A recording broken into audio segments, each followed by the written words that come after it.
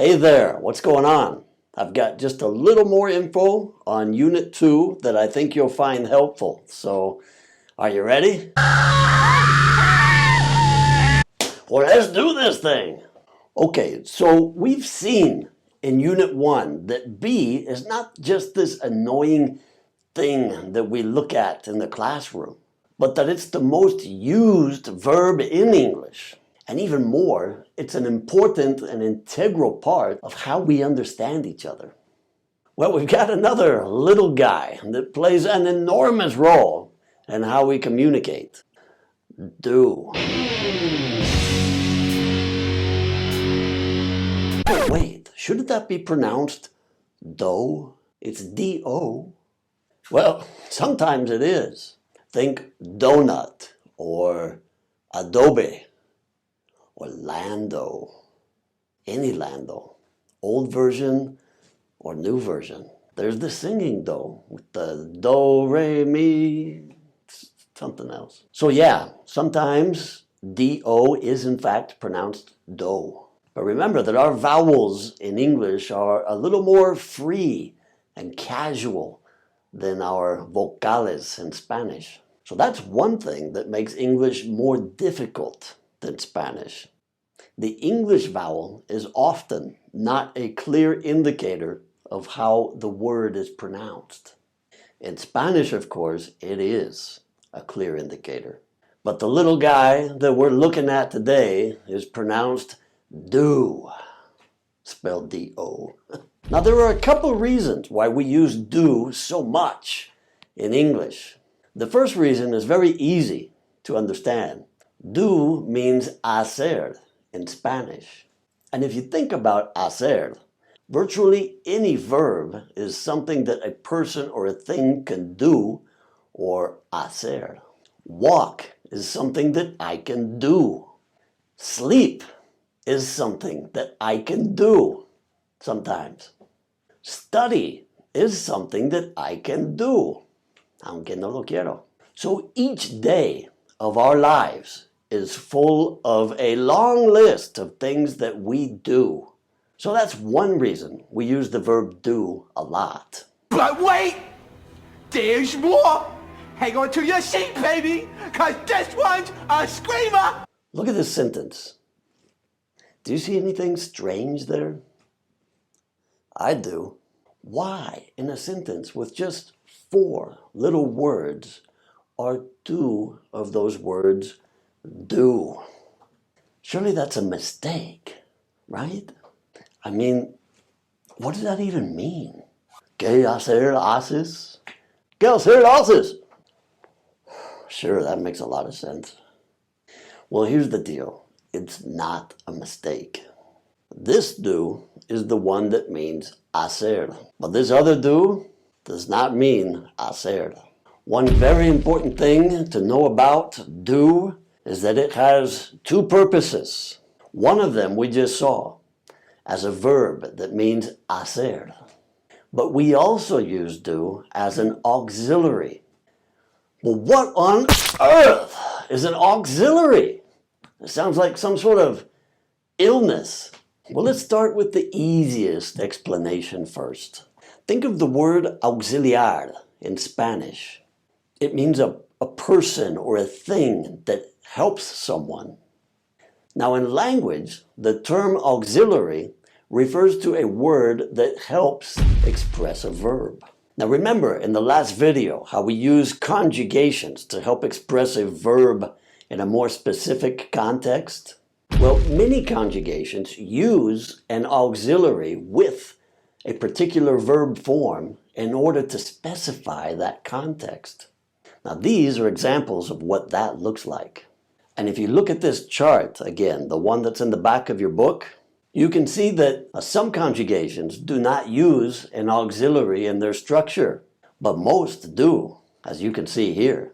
For example, I eat at McDonald's all the time does not use an auxiliary. It's a present simple conjugation, like we saw in the last video.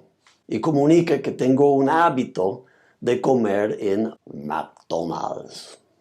However, I am eating at McDonald's uses be as an auxiliary with the ing form of the verb eat. This conjugation is called present continuous y comunica que estoy en el McDonald's comiendo justo en este momento. Entonces, tener el hábito de comer ahí no es lo mismo de estar ahí ahorita comiendo. Y es por eso que las conjugaciones sí importan un montón. Si digo I would eat at McDonald's, esto indica que voy a presentar una condición por lo cual sí comería en el McDonald's. So I would eat at McDonald's if I had money. This conjugation, it uses the auxiliary would with the basic form of eat, and it's called conditional. Comunica que no como ahí porque no tengo dinero. Pero que si tuviera dinero, claro que sí, comería ahí. I love McDonald's. So all of them say the same verb, eat. But the use of the auxiliary can really change the context of what I mean when I say eat. So that's one purpose that auxiliaries serve, to help give more specific context to the expression of a verb. But auxiliaries also have a second purpose, and that is to make questions and negative statements recognizable as questions and negative statements by where they position themselves in a sentence. Now that has to sound just weird. What does he mean by that? And yeah, I know. Believe me, you have to see this in order to make sense of it. So let's take a look. Now here's an affirmative sentence that already has an auxiliary in the green there. Now in Spanish, we see the same structure, and you can see how it is there, that everything corresponds. However, when I make a question, the position of that auxiliary changes so that the sentence can be recognized as a question. Now Spanish doesn't change anything except put 2 question marks. In English, we use just 1 question mark at the end. So changing the position of the auxiliary is really what signals to the listener or the reader that we're making a question. Questions that begin with an auxiliary are what we call yes-no questions, because the answers they look for are simply yes or no. Questions that begin with one of the WH question words require more information in an answer. And that same fact applies to Spanish as well. Now, to make a negative statement, we put the auxiliary back in its original position, but combine it with the word not. Spanish makes the same combination, but in reverse order, as you can see here. Some auxiliaries we use in English don't exist in Spanish. Would, for instance, there's no Spanish word for that, but Spanish expresses what would means through a verb form. But you can see that in English, to make a question or negative, we place would in the predictable places to signal a question or a negative statement. But some conjugations do not use an auxiliary, like present or past simple. So if I need to change the position of an auxiliary in order to signal a question, how can I do that if there is no auxiliary to work with? That's where the auxiliary do comes in. Do is that auxiliary we use to communicate a question or negative sentence when there is no other auxiliary in the conjugation. In Spanish, I don't need to change anything about comes, except put it in question marks and tin tan. But in English, just so we can have an auxiliary position here to signify a question, we use do. It's the generic auxiliary. It doesn't have any meaning. There's no word for it in Spanish, and it doesn't give a verb any unique or specific context like the other auxiliaries do. So while all auxiliaries have these 2 purposes, do only applies to this one. Now that's crazy, right? But that's how we do it. Now another important thing about the auxiliary do is that any verb that goes with it, o sea, any verb that the auxiliary do helps to express is always in basic form. Look at this. She eats, where eat is in the S form, but the question with the auxiliary do puts the eat in the basic form. And it's actually do that takes on the S form as does for that present simple construct to comply with he, she, or it. And the negative statement also uses just the basic form of eat because it's with do. So the auxiliary do has only these three forms because it is only necessary for producing questions and negative sentences for these two conjugations. And so that's why we see and hear do so often in English, because we have a lot of questions and negative statements like that.